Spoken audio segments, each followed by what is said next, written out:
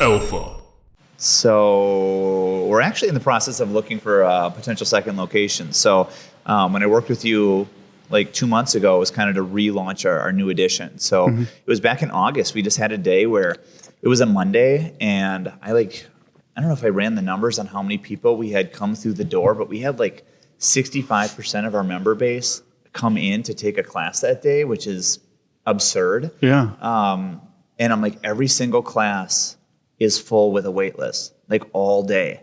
Yeah. And I'm like, holy shit, like I need another gym, or I need a bigger gym. So it like stayed consistent for a few weeks, and we're like, we like kept growing, and we're signing up all these new members. And I almost felt bad where I'm like, I don't know where you're going to go. We have so many people.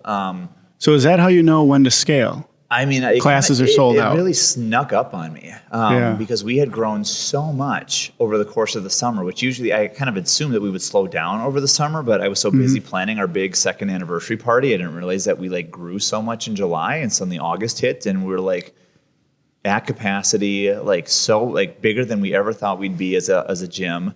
Yeah. And I'm like, shit, I need to like either open a second location, move this to a bigger location, or find a way to like get more people in here. So that started like a 2-month process of working with some realtors, looking at a bunch of locations, different areas around Milwaukee. So you're deep into it. Yeah, different areas around Milwaukee, Walker's Point.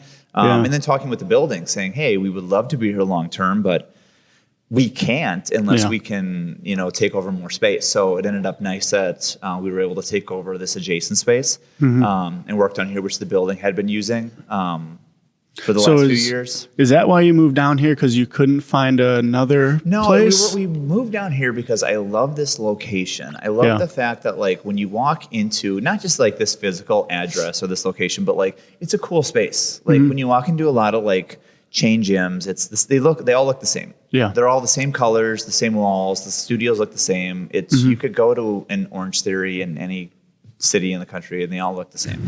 It's branding though. It is. It's supposed to, I guess. Which is what you want. You want that consistent feel. But like I wanted something unique. It's something true to the area. So like this is the oldest concrete structured building in the city. It's 120 years old, I want to say. I don't know, there's a plaque out front that says how old it is. But yeah, these pillars next to us go all the way to the top floor. They're 120 years old. It's an old-ass building. It used to be a chocolate factory. It was a few other things between then and now. But it's a cool space. Like the wall back there, it's beat to shit. It's crooked. It's got tons of character. It's got character. It looks good. It's 120 years old. So we tried to mix like all brand new equipment, brand new flooring, a lot of brand new finishes, shiny and new, mixed with that, historic, old, vintage, original look of the building. So that was kind of important to me when we were even looking at like a second location. I didn't want a new build. I didn't want like something white and square. They don't look good nowadays. I wanted something different. So people love like the character that this place has. It kind of lost its wow factor a little bit to me. But why? Because you've been here for 3 years? Like, I walk in here every single day. Yeah. But then, But now you got this new space. I know. But like people come in and they like point out to you like, this doesn't look like any other gym. No. But it looks really cool. Yeah. And I'm like, yeah, you're right. This is fucking cool. So you're waiting for that perfect gym to just pop up. Well, that perfect space. We're in the market because, like I said, we added on. We essentially doubled the size of the gym. We're about 6,000 square feet now. We've got 3 studios that at some point in time we have 3 classes going on simultaneously. And we're very full again. We grew astronomically. November, December, January, and again in February. So. Yeah, we're looking for a second gym. We're looking to expand on the brand, and it's not just because we want more people to work out with us, but it's tying back to like this is more than a gym. This is a place where people come and they get more out of it than just their physical workout. This might be their de-stress from the day, or this might be their opportunity to vent to some people that they met here, or we have a member now who's having a baby, Jordan. She's technically the queen of the gym because we did a challenge and we crowned her the queen of the gym. But she's pregnant right now, and some gym members threw her like a little baby shower, and it was really cool to see, this picture of her online of her and all these people that she met at the gym. Yeah. Which it's phenomenal that like a place like this can create like lasting friendships. So we're looking to expand the Brew Fitness brand not necessarily because like we want to do more workouts and we want more people to work out with us, but when you have something that's as powerful as what it's become, to be more than a gym like that, I feel like I'm doing a disservice not to expose that to other people or give up other people that opportunity. Yeah. Well, that's what the world seems to be looking for, is community. Yeah. You know, any in business a digital that world goes above and beyond like that, or, you know, does things differently. Like, you want to see those businesses thrive, and like, you might sell candles, but like, if you sell candles with like a specific philosophy and a cause, like, yeah, like people want to get behind that. It's what you do and why you do it. That's what people care. Why you do it. Yeah. You know, I was listening to a bunch of murder podcasts when I'm on vacation, because that's what I do. Sure. But there was this one podcast that had this commercial always popping through, and the commercial always said, like, you know, envision like 30 years from now when we're living in a world that cares less about like profit and more about community and caring. And I just kind of thought to myself, because I'd heard that commercial like 30 times while I was binge listening to murder podcasts. And I'm like, I don't have to wait 30 years. Like, I own that place. Like, we did it now. So I feel like this is a great opportunity to not only spread the brand and blow the brand up in a huge way, but to give people that opportunity to be a part of something like this. For sure. So I guess the last topic, we talked about community and community being important. And we did work with Milwaukee. We just saw Jeremy at Milwaukee a couple nights ago. And that's what, do you know Milwaukee? That's what they're about, is creating community, creating spaces, events, places for people. Did you know that I was a Milwaukeean of the week? No. When? It's a while ago. It's not a big thing. Anybody can do it. You just have to send a photo of a bio. We aren't. Well, almost anybody. All right, photo and bio is going in next. We know them. No, but community is a huge thing, and we respect them very much, because that's what they do, is they create spaces for people to come. But they, too, also utilize social media to do that. And if they didn't have social media, they wouldn't be able to reach the masses. They wouldn't be able to promote. And it's the same with you, that we feel is you have this community, but how do you promote it? And we feel that social media is a great way to do that. So what's your thoughts on social media? Has it been helping you, or how do you feel social media enhances your community?